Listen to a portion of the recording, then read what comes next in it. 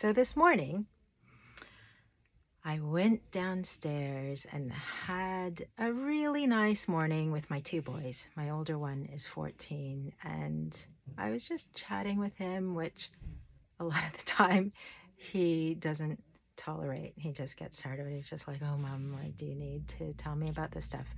But this morning he was a lot more receptive, so that was really beautiful. But anyway, I was telling him how recently one of my friends has been telling me about an app that you put on your phone. You pay a yearly membership, and then you can scan products like food, makeup, anything that you ingest or put on your body, and it will tell you if that thing has any allergens, carcinogens, irritants, like anything that's harmful or potentially harmful for you.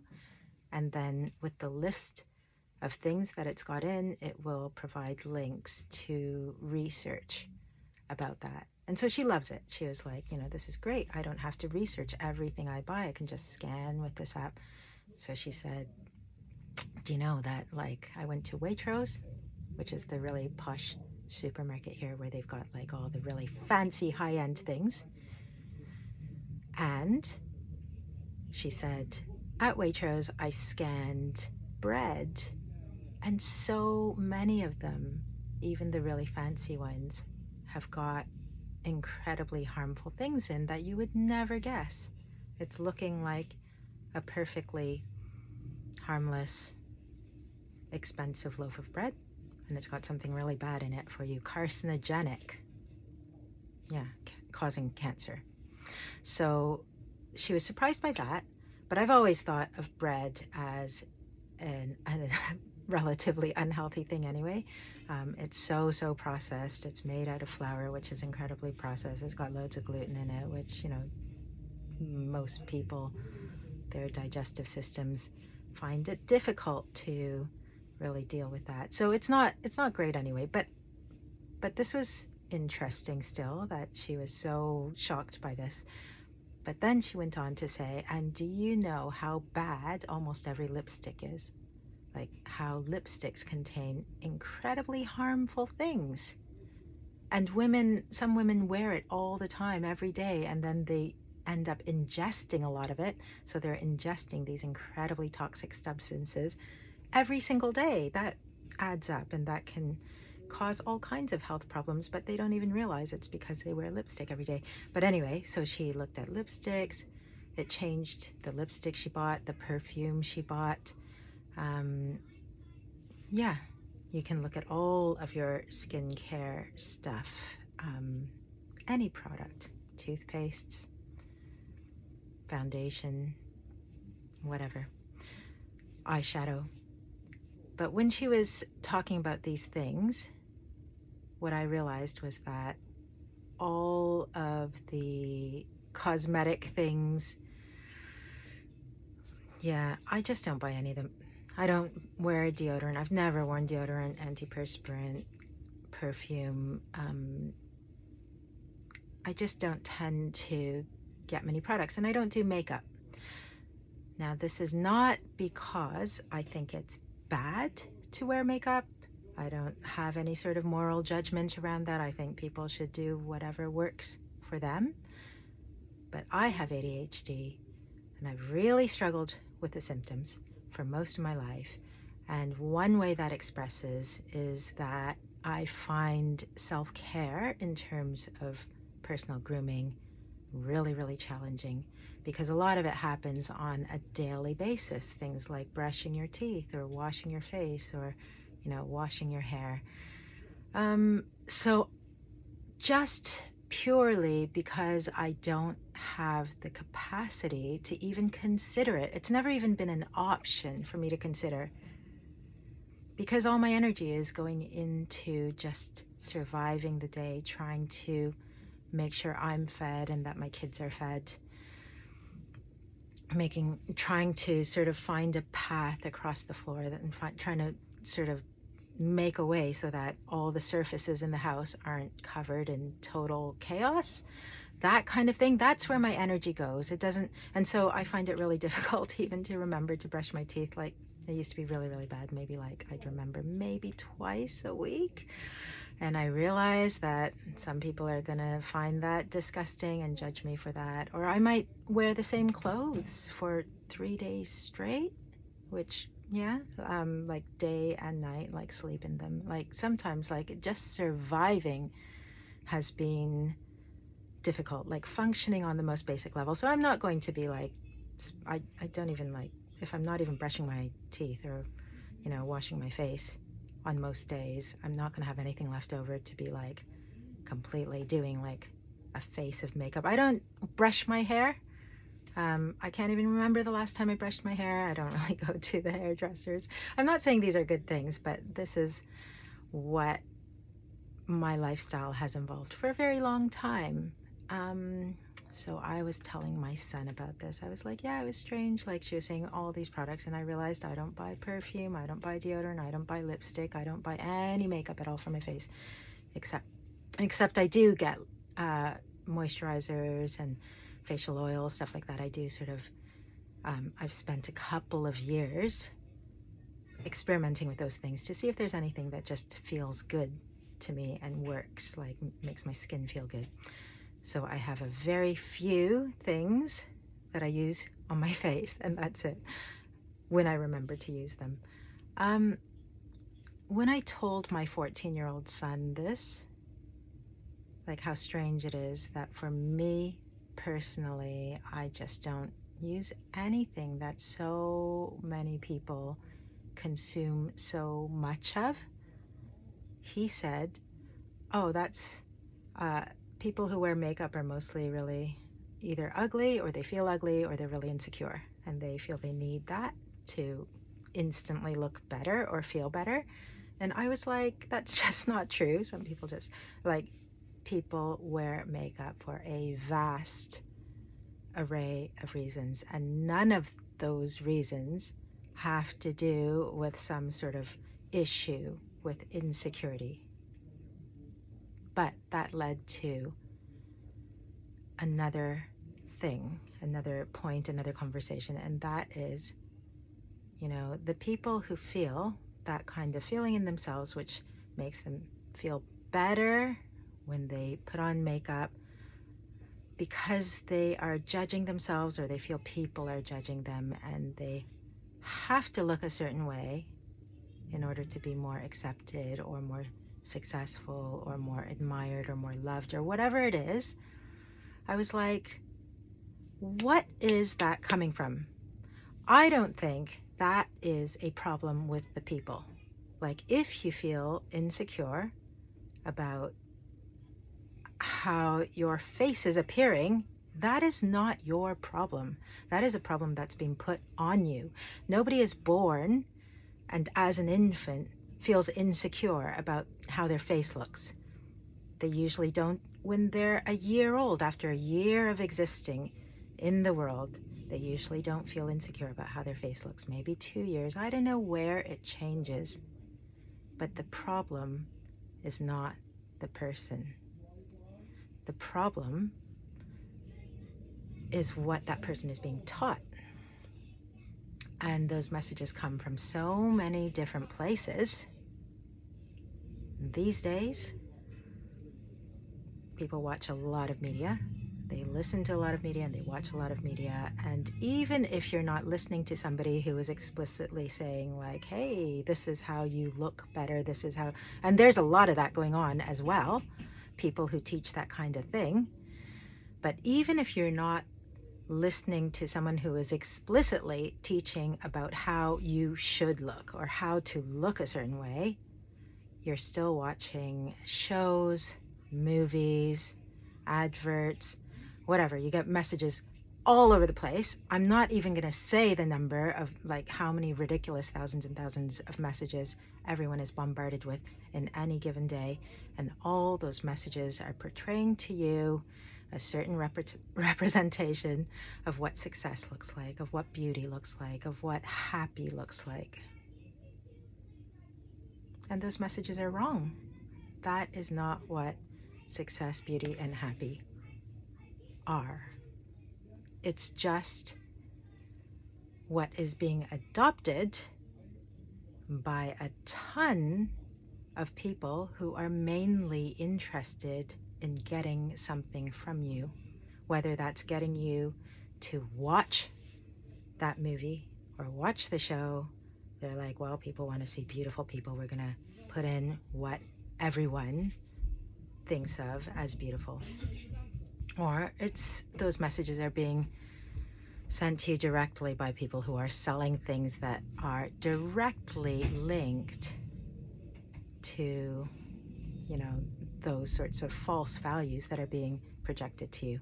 So you don't know this. You're not even aware of this. Like when you watch an episode of Friends, does like a part of your brain go, hey, look at all these incredibly tall, thin women with perfect hair, perfect makeup, meticulously dressed 100% of the time?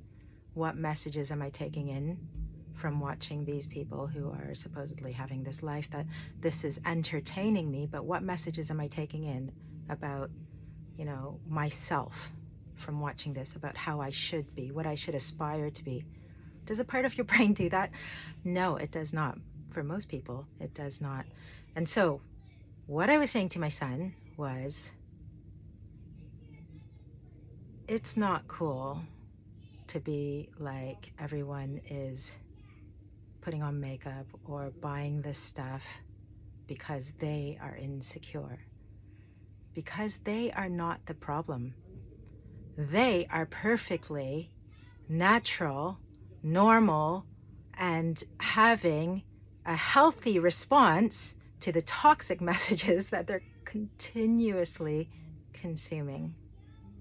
So if you struggle with your self-esteem, if you struggle with your self-judgments around how you look, how you think you should look, about your body, your face, your hair, whatever it is, if you struggle with any of that stuff, I want to tell you there is absolutely nothing wrong with you. However, that struggle is a direct reflection of the fact that you're consuming stuff that is bad for you. Like the stuff you're consuming, media-wise, is putting those messages into your head. And so you're watching maybe all the people that you watch who are teaching about whatever it is you want to learn about, or who are sharing their lives or entertaining you in a certain way. Do all of those people have amazing hair, makeup, clothing, bodies a certain way? Are you seeing a very particular representation of beauty and success and happiness in the stuff you're watching? Doesn't even matter if those people are teaching home organization, interior design, gardening. Doesn't matter what they're teaching. Is how they're doing it representing something that makes you question your complete freedom and value in just being imperfect in whatever ways you're imperfect? If so, you might want to have a look at that. And maybe you want to consume that content for the stuff you're learning out of it, or the entertainment value. But you might want to work into your feed stuff that is representing lots and lots and lots of other sort of appreciation of, stuff that's representing appreciation of lots and lots of other types of beauty, success, and value, and all that kind of thing. People who are who don't look perfect, who aren't totally made up, where their hair is totally perfect. Now, I'm very well aware, as has been pointed out by a friend of mine, I'm aware that as I make this video, I have lots of this programming. And so I've put some little clips in my hair. I do that a lot because when I when I don't put clips in my hair. And I think it's because I think it's partly also because I don't wear makeup. But I don't know, I've had lots of theories about this over the years, but when I don't put clips in my hair, I sometimes get mistaken for a man. Maybe it's because my voice is deeper. I don't know why that annoys me, but I don't like to be mistaken for a man, and so I tend to just like wake up and put a clip in my hair, just so like to give like a bit more of a clue to people that I'm female. I enjoy being female, and I like being recognized as being female, and so I do that. I'm also aware that when I made this video, or when I've made lots of my recent videos, this is where I do the video. Because I really like the natural light here. I really like the plants. I really like, like aesthetics matter to me, because if I see myself talking on video and self-judgment is cropping up the whole time, saying like, oh my God, like I look so rough, or like I look so insane, or like if these judgments are coming up, that's going to distract me from the actual content that I'm trying to give, the message that I'm trying to say. And so I am aware that I have taken steps to make myself like there's like a certain level of presentability that I have aspired to and intentionally chosen. Like I haven't, I was going to say I haven't come on here in my pajamas, but to be honest, I actually slept in this sweatshirt. So it kind of is like I've come on here in my pajamas. I didn't, yeah, it's just another one of those days. I still do that. But anyway, my point being, and this is something that I've said before and I will say a lot, curate what you consume carefully. Notice the underlying messages, the people that you're watching and seeing. Notice the underlying messages about, what's happy, successful, valuable, whatever, beautiful.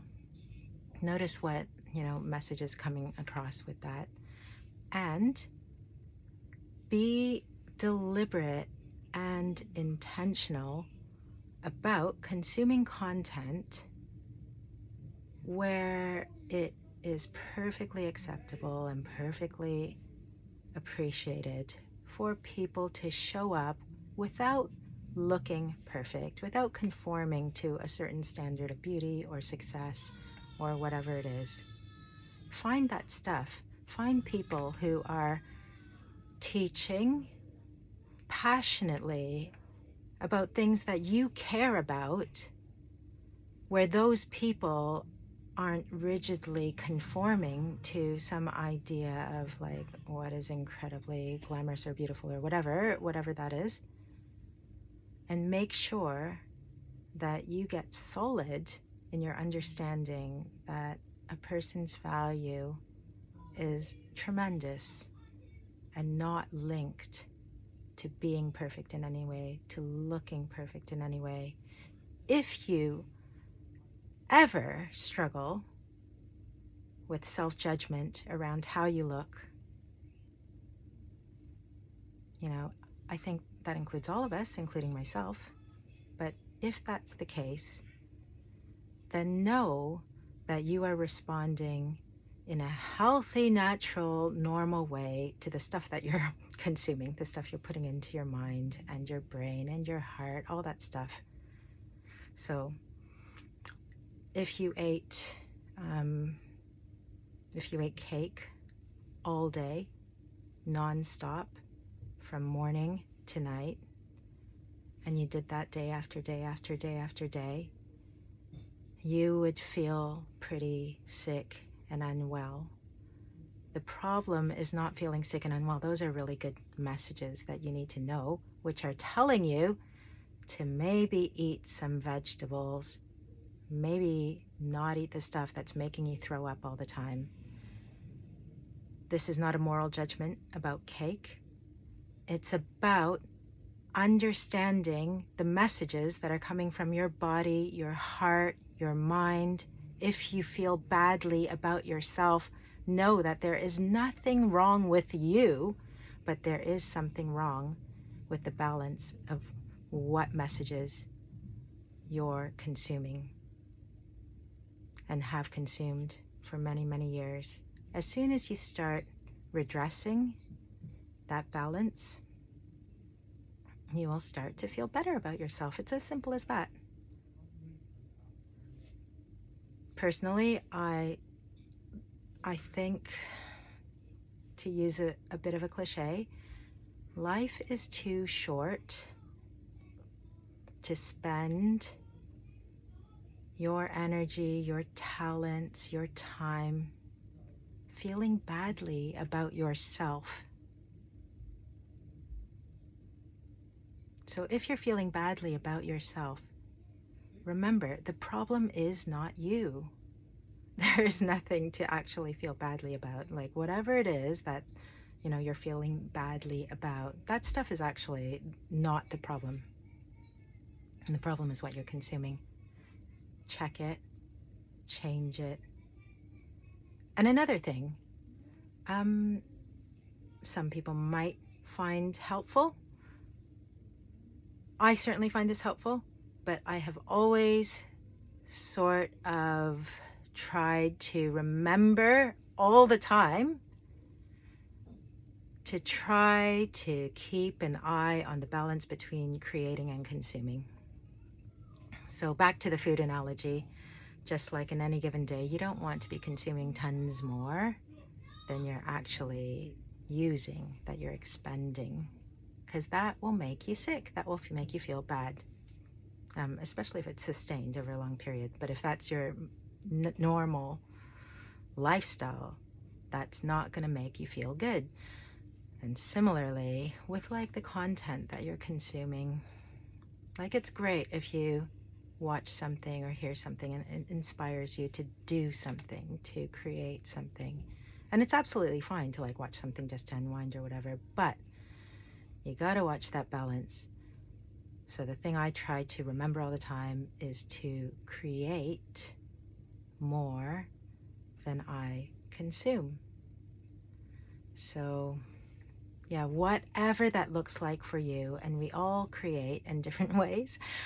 One way that I create that I really, really love to do is I love to talk with people and spend time with people, getting to know a little bit more about them, attuning to them, getting to express things about myself, getting to process stuff, getting to connect and build connections. So yeah, one way that I create is I talk like this a lot in real life with people, not so much on video until now. I have a feeling this is going to change. I feel pretty good about moving more into this kind of medium. I really hope it's going to be helpful for you.